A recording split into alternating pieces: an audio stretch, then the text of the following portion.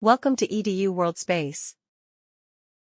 Here we're going to look at what we mean by a tidal force as relates to gravity. So we'll start off and look at the example with the Earth and the Moon. So the Moon is exerting a gravitational force on the center of the Earth. And we're going to look at 2 points on opposite sides of the Earth.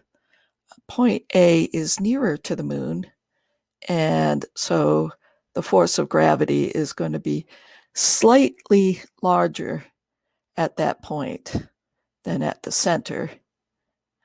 And if we look on the opposite side, the force is going to be slightly smaller at point B.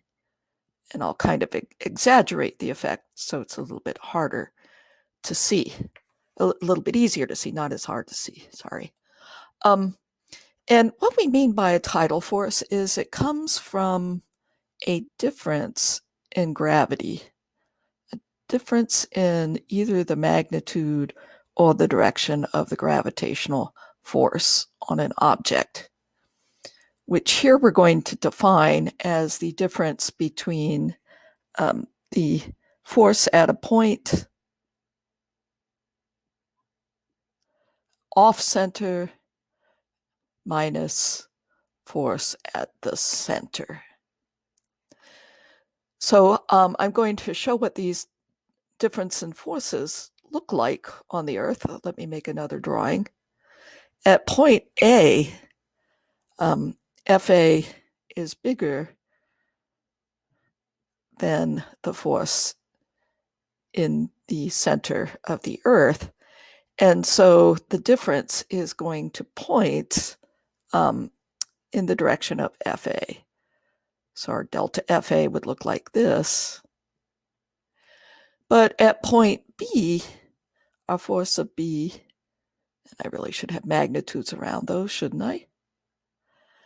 Force at point B is less than the magnitude of the force at the center.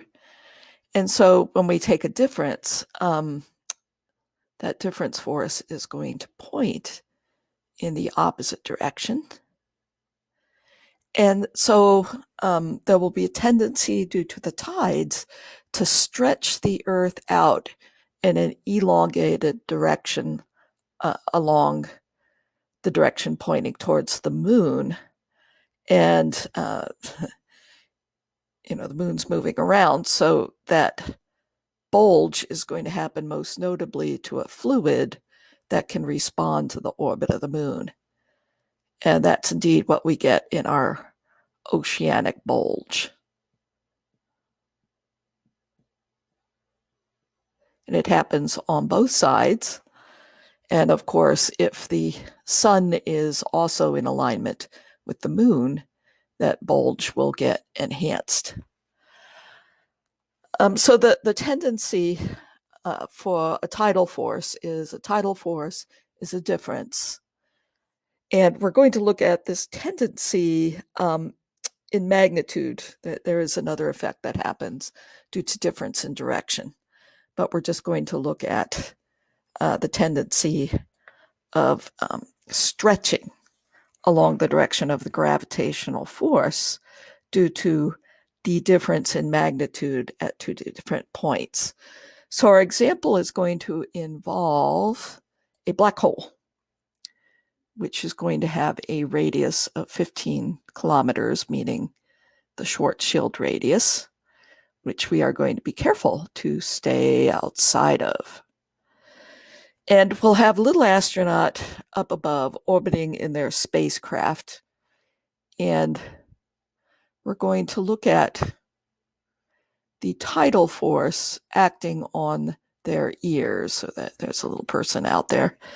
We won't draw the whole person, but we're going to assume that each ear has a mass of 30 grams or 0.03 kilograms and are separated by 12 centimeters. And we'll put the plus at their nose. Why not? And they are orbiting 120 kilometers from the center of that Schwarzschild radius. And we do need to know the mass of the black hole.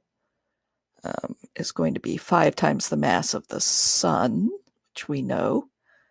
So I'll approximate that as 10 to the 31st kilograms. And to figure out the difference in gravity, so these are point A and point B, similar to what we were looking at for the oceans on Earth. The way I'm going to calculate the difference in the gravitational magnitude is I'll start with a universal law of gravity, GMM over R squared. And we will take the derivative of this gravitational relationship with respect to distance. And don't worry, we'll drop the negative sign because that's really just telling us that the gravitational force gets weaker with distance. And I'm also going to write it in terms of finite differences and cross multiply. So we have 2 GMM over R cubed, and then finite difference. And yeah, we can not worry about the negative sign, which again tells us that gravity gets weaker with distance. And what we're going to do is evaluate that force between the ears.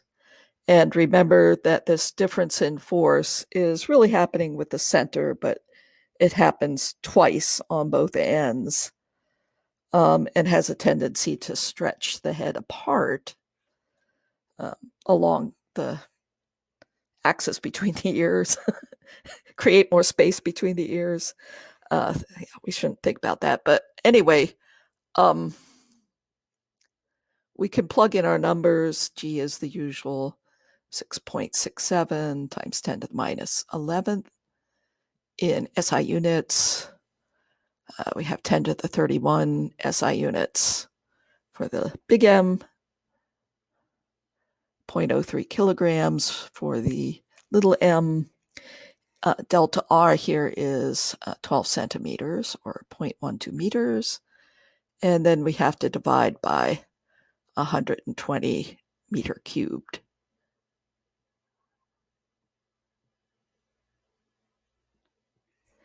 And we get about 2,000, we'll call it 2,780 newtons. So that's quite a lot of force. It's definitely of the order of a few hundred G-force. And so this would potentially be very uncomfortable or start to rip apart the tissues in your head, the muscles in your head. As kind of a thought process, we're going to look at the tensile strength for human tissue, what's called the ultimate tensile strength. There's different tensile strengths. But that is the strength that you could stretch a human muscle with, and it would break down, essentially. But for human tissue, this is of the order of 27 megapascals.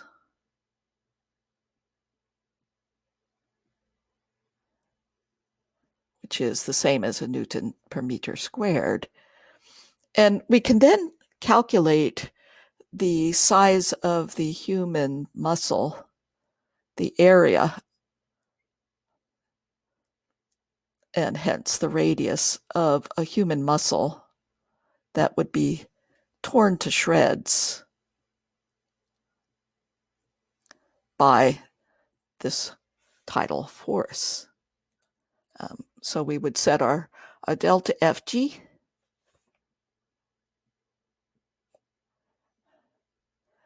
over that area, pi r squared, and I should call that something else. Let's call it A. Pi a squared is equal to 27 times 10 to the 6th newtons per meter squared, and solve for the A. And if we do that, we get an A of almost 2 millimeters, 1.6 millimeters. So imagine a human muscle with a diameter of nearly 0.3 centimeters in this tidal field, and that muscle would be torn apart. So definitely not a very comfortable situation. So this muscle tissue would be torn apart.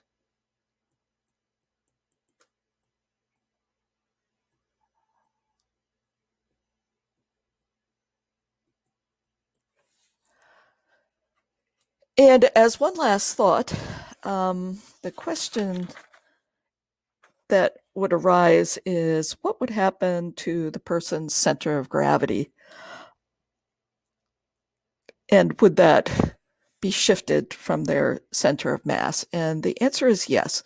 So a reminder that center of gravity is not the same as center of mass unless you are in a uniform gravitational field, such as near the surface of the Earth. And this is just one more good chance to point out that weight and mass are not the same thing. The R of your center of gravity is the average position of your weight pieces. So imagine an object broken up into little pieces, each with their own mg.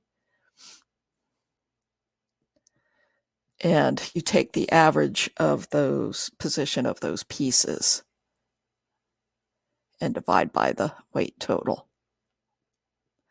Whereas the position of the center of mass does the same thing, except with little chunks of mass. And to demonstrate how this black hole can change the center of gravity, let's take something a little bit simpler than the astronaut. Let's take a line of beads with 3 beads, for example. So here's the black hole down here. And let's take a line of beads, evenly spaced.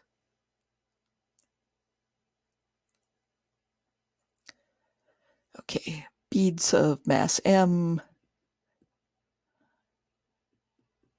all the same, separated by the same distance, a. So the center of mass is independent of any gravitational field nearby. So the center of mass would be smack dab in the line of beads. However, because gravity is stronger at the bottom bead than it is at the top, your mg for the bottom bead would be stronger at the bottom. Your mg would be bigger, and it would be weaker at the top. And so the center of gravity would shift downwards.